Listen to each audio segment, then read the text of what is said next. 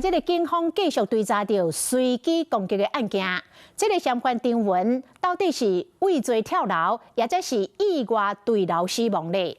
讲伫个现场发现伊甲外套甲装备脱掉弹掉，加上伊进前有到现场勘查过哪解，所以怀疑伊原本可能是有计划要来逃走。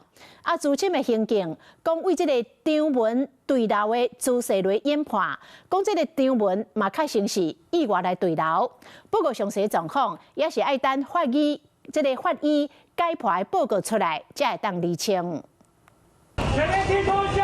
救护人员真着急，因为倒伫咧探界张文心脏已经停气，送到病院嘛是过身。涂骹阁有张文的油画含装备，由于楼顶射落来进前，爬楼梯慢慢看起来袂紧张，阁有时间脱装备，互人怀疑伊应该无想要自杀。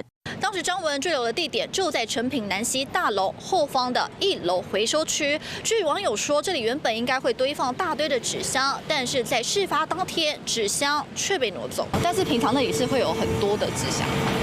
对 ，OK， 现在有改变了。暂时没有。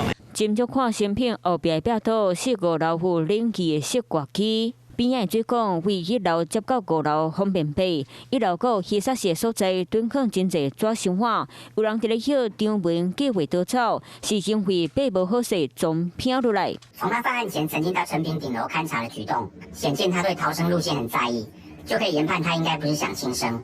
另外，他坠楼前脱掉身上的装备，应该是想减轻重量，方便脱逃。犯案进前，除了看过地形路草，张文阁真侪摆变装，甚至换交通工具，加上由于楼顶射落来时，唔是面刻弄到涂骹。还有他坠楼时的姿态也能研判，如果是腿部严重骨折，通常会是意外坠落的可能性居多。到底逃生敢有伫咧张文的计划之一？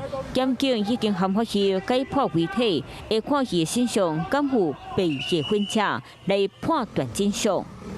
Hello， 大家好，我是林依文。想要抢先掌握最及时的新闻资讯吗？赶快订阅、按赞、开启小铃铛，锁定华视新闻的 YouTube 频道。